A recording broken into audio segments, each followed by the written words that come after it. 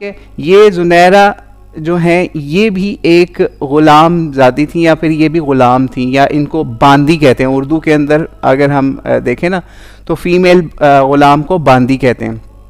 तो ये भी जो हैं ये बनु मखज़ूम की जो है वो स्लेव थी। तो इनके ऊपर भी अबू जहल बहुत ज़्यादा तशद्दुद किया करता था और इनको बहुत मारा करता था, क्योंकि इन्होंने भी अपने इस्लाम को अनाउंसमेंट कर दी थी कि मैं मुसलमान हो गई हूँ। तो ये स्लेवरी का जो सिस्टम होता था, इसके अंदर ये अपने जब किसी ग़ुलाम को मार भी देते थे तो कोई रूलिंग ही नहीं होती थी उसके ऊपर कि एक ग़ुलाम को मार दिया कोई नहीं, ये तो उसका मास्टर था, चाहे उसको मार दे चाहे ज़िंदा रखे, इसकी मर्ज़ी।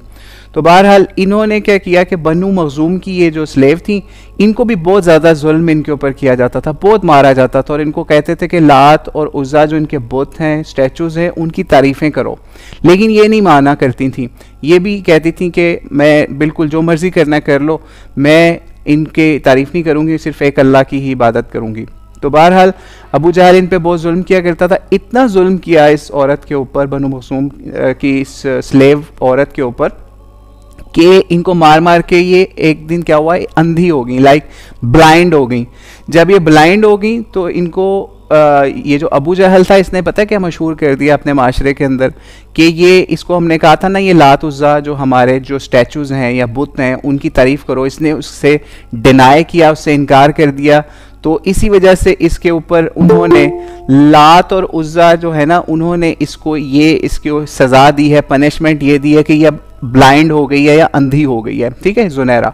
तो बहरहाल ये जब अंधी होगी तो ये मशहूर कर दिया कि जनाब इन्होंने बुतों को बुरा कहती थी इसलिए ये अंधी हो गई है। लेकिन हुआ ये कि इनको भी हज़रत अबू बकर सिद्दीक़ के बारे में बताया जाता है कि हज़रत अबू बकर सिद्दीक़ जो हैं इन्होंने इनको परचेज़ कर लिया, और इनके बारे में जब ये बात मशहूर की ना कि ये बुतों को बुरा कहती थी या उनकी बात नहीं मानती थी इसीलिए अंधी हो गई है, तो फिर उसके बाद कहते हैं कुछ दिन बाद ये दोबारा से अल्लाह ताला ने इनकी जो ब्लाइंडनेस है उसको फिनिश कर दिया और ये बिल्कुल दोबारा से वैसे ही देखने लगी, नॉर्मल हो गई। इससे हमें भी एक समझने की ज़रूरत है कि अगर कोई तकलीफ़ हमारे ऊपर आ जाए, ठीक है, अपेरेंटली कोई भी तकलीफ़ आ जाए, लाइक जैसे ये इनके ऊपर बीबी जुनैरा के ऊपर तकलीफ़ आई, ठीक है, और ये ब्लाइंड हो गई, ठीक है, इस्लाम कबूल करने के बाद मारें खा खा के, यानी इनको इतनी पनिशमेंट दी गई, ब्लाइंड हो गई, तो लोगों ने कहा जी इन्होंने बुतों को छोड़ा इसलिए ब्लाइंड हुई। तो हमारे समझने की इसमें ये चीज़ है, कोई अपेरेंटली आपके ऊपर कोई मुसीबत आ जाए दुनिया के अंदर, तो नेवर डू कैलकुलेशंस ना करिएगा कि मैंने ये काम नहीं किया तो इस वजह से ये हो गया, मैंने वो काम किया तो इस वजह से हो गया। नहीं,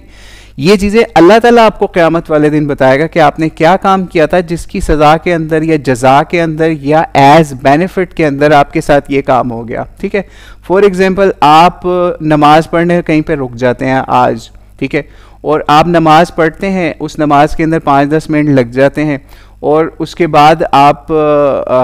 आपका कोई लेट से फॉर एग्ज़ाम्पल अल्लाह ना करे ऐसा हो, आपका एक्सीडेंट हो जाता है, उसके बाद निकलते हैं आप बाहर और आपको कोई चीज़ हिट करती है, तो आप ये सोचेंगे कि क्या मैं नमाज ना पढ़ता तो मुझे ये चीज़ हिट ही ना करती। इस तरह की चीज़ें कभी भी कैलकुलेशंस ना करें, या मैंने ये काम कर दिया तो इसलिए ये काम हो गया, ऐसी कैलकुलेशंस ना करें, ठीक है। इस वाक़े से भी हमें ये चीज़ समझ आ जाती है कि हमें खुद से जजमेंट्स नहीं पास करनी चाहिए। इसी तरीके से हमारे फैमिलीज़ के अंदर ये काम होता है कि जब उनके साथ किसी के साथ कोई चीज़ हो जाए गलत, लेट से आप किसी फैमिली मेम्बर को अच्छा नहीं समझते, उसके साथ कोई गलत काम हो जाए, लाइक उसके ऊपर कोई मुसीबत आ जाए, कोई टेंशन आ जाए उसके ऊपर, तो आप कहेंगे हाँ देखा ये हमारे साथ बुरा करता था इसलिए इसको अल्लाह ताला ने सज़ा दे दी है। आपको नहीं पता कि अल्लाह ताला ने उसको सज़ा दी है या नहीं दी, ये आगे चल के पता चलेगा। तो इसलिए नेवर जज पीपल्स, ठीक है। और नबी इस्लाम ने भी इसीलिए इनको भी जज नहीं किया इस हवाले से, बल्कि ये दोबारा ठीक हो गई हज़रत बीबी जुनैरा।